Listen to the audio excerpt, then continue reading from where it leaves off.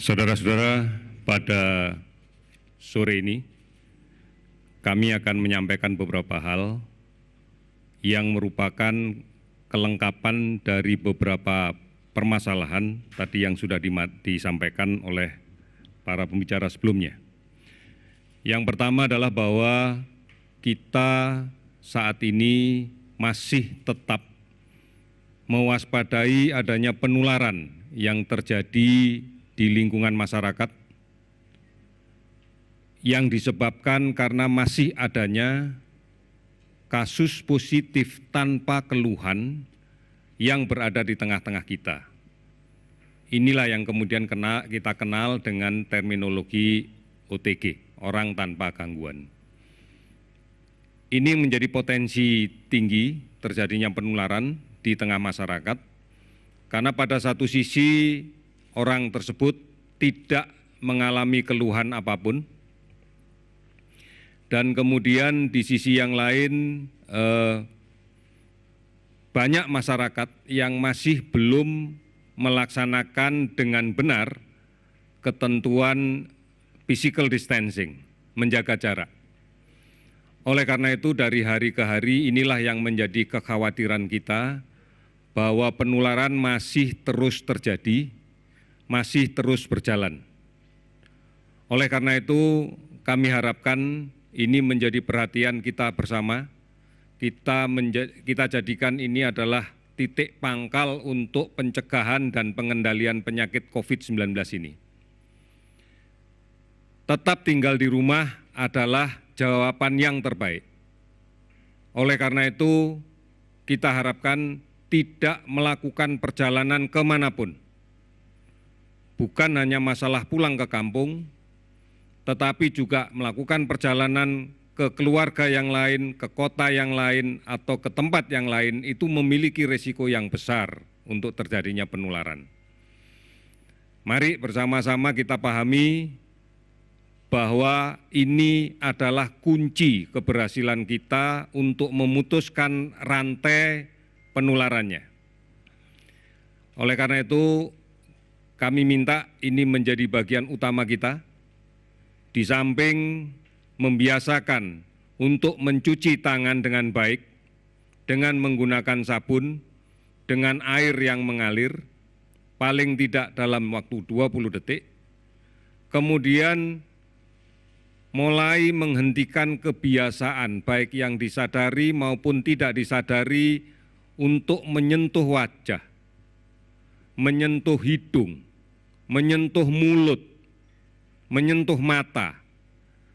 Ini adalah rute-rute yang paling klasik untuk infeksi penyakit ini. Yang terakhir, mari kita yakini bahwa tetap tinggal di rumah adalah solusi yang terbaik untuk menghindarkan diri dari sebaran penyakit ini.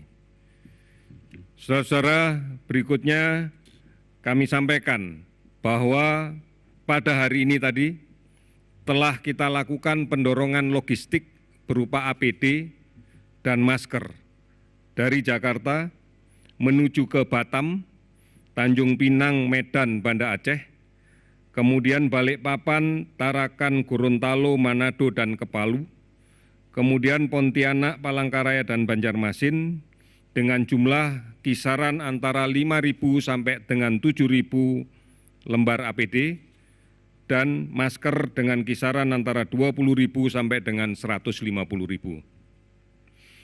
Kegiatan-kegiatan ini adalah bukti bahwa pemerintah berkepentingan dan sangat memperhatikan kebutuhan layanan di daerah yang dilaksanakan oleh saudara-saudara kita, para tenaga kesehatan di semua lini layanan kesehatan. Bukan hanya di rumah sakit umum pemerintah, tetapi juga di rumah sakit swasta, di klinik, di praktek, di puskesmas, yang semuanya memiliki risiko yang sama untuk terpapar penyakit ini. Oleh karena itu, APD menjadi sesuatu yang sangat penting bagi pemerintah, karena inilah upaya kita untuk bisa memberikan layanan terbaik pada warga negara yang menderita COVID, disertai perlindungan maksimal bagi petugas layanan kesehatannya.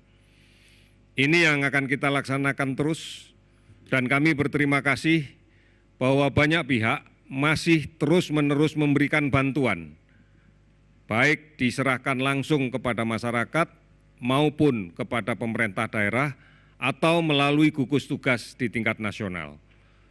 Kami menyadari bahwa inilah sebenarnya bentuk toleransi sosial yang menjadi bagian dari jati diri bangsa Indonesia. Kita akan terus melakukan upaya ini dan kami yakin masyarakat akan bersama kita untuk menghadapi permasalahan COVID-19 ini. Kemudian yang terakhir, pada hari ini kami melakukan pendataan dan merekap kembali seluruh data.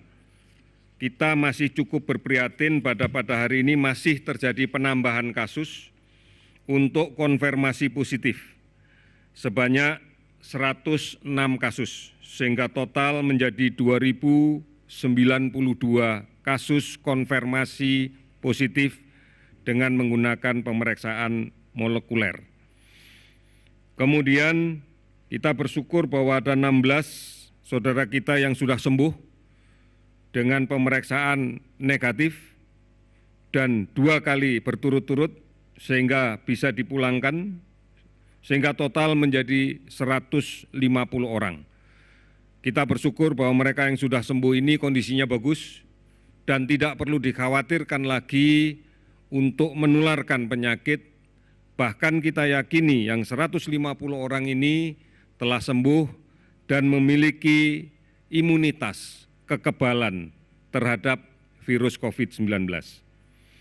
Kita masih berprihatin ada 10 yang meninggal, sehingga totalnya adalah menjadi 191 meninggal.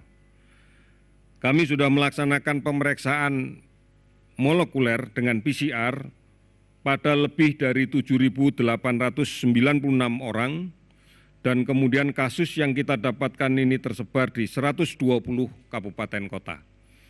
Kami melihat bahwa sebaran kasus sekarang muncul akibat pergerakan orang tanpa gejala, kasus positif tanpa keluhan apapun dari kota-kota besar yang kita data memiliki kasus tertinggi sebagai pusat-pusat sebaran ke daerah-daerah di sekitar, ke kota-kota di sekitar. Inilah yang meyakinkan kita bahwa tinggal di rumah adalah jawaban satu-satunya yang paling benar.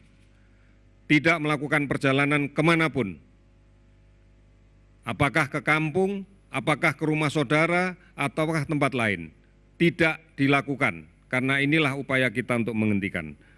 Saudara-saudara sekalian, harus kita waspadai bahwa ancaman klasik yang muncul pada periode musim pancaroba ini untuk beberapa kota adalah demam berdarah. Oleh karena itu, mari tinggal di rumah, bersihkan sarang nyamuk. Ini adalah jawaban yang paling tepat, bukan hanya untuk mengendalikan COVID, tetapi juga untuk mengantisipasi sebaran penyakit demam berdarah yang secara frekuentif akan muncul pada periode-periode ini. Kami yakin kita semua bisa tinggal di rumah, berantas sarang nyamuk. Pasti kita mampu melakukan itu.